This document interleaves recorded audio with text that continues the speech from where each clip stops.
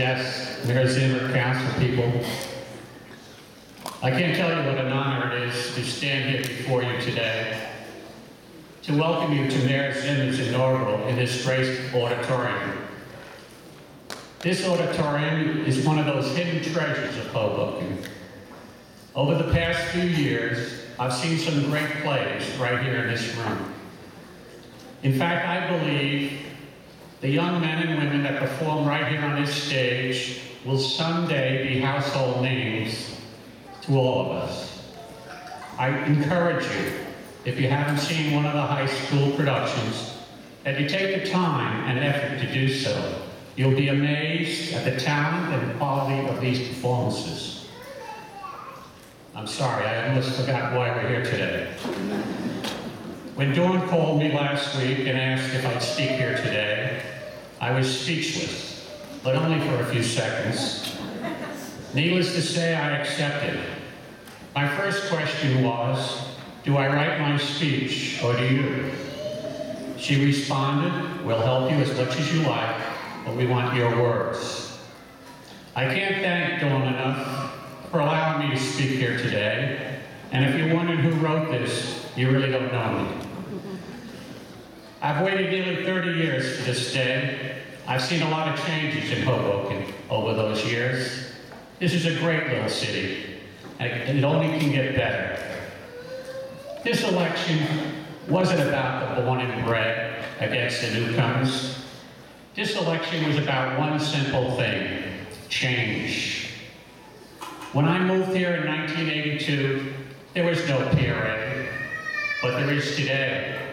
Because there was a group of concerned citizens, and I might add, a minority at the time, that fought for open space versus high-rise buildings. That was change.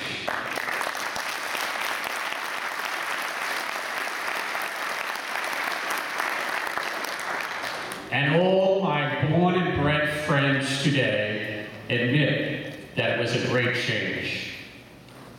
There was no Sinatra Park, no shipyard, no World War II memorial, no ferry service, and certainly the number 126 every 5 minutes to New York during the rush hour.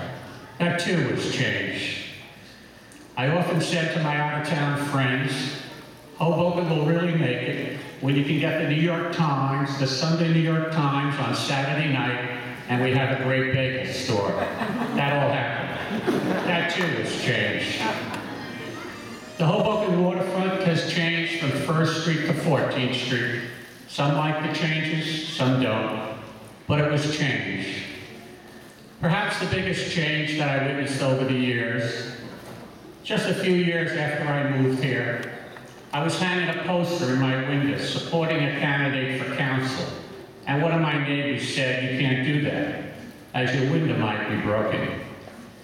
Well, this year I had a big banner hanging on my building. That too was changed.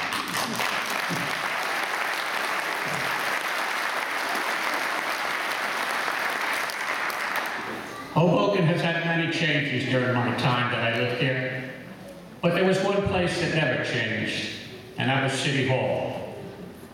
Today we have change in City Hall, and for me, it's a welcome change.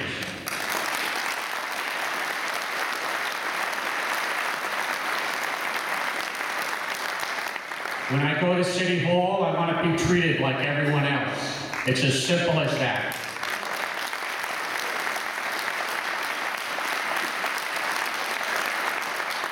Seniors, veterans, old and new, must be treated as equals, and not based on who you know or who you're related to.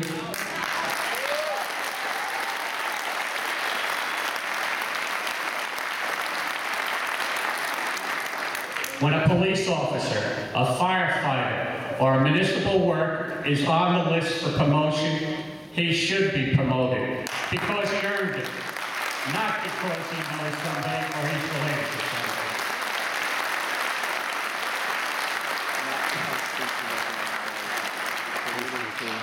I'm looking for change in City Hall. I expect change in City Hall. I'm looking for people that will put service back in public service.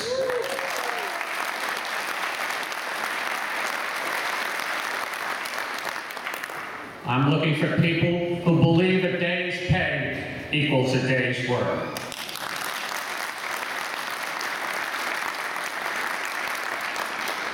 That's the kind of change I want. I want accountability, I want lower taxes, I want co-payments, I want integrity in City Hall.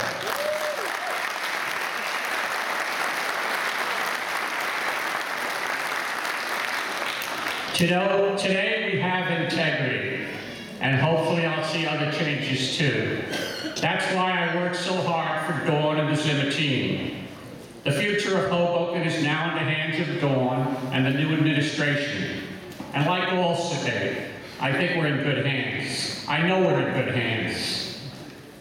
In closing, I'd like to paraphrase our governor when in his first State of the State address, he said, "Let's remember those men and women that not only wear the uniforms of these United States, but also those of our police officers, our firefighters, our EMTs, our volunteer ambulance corps, and all those that work every day to protect us.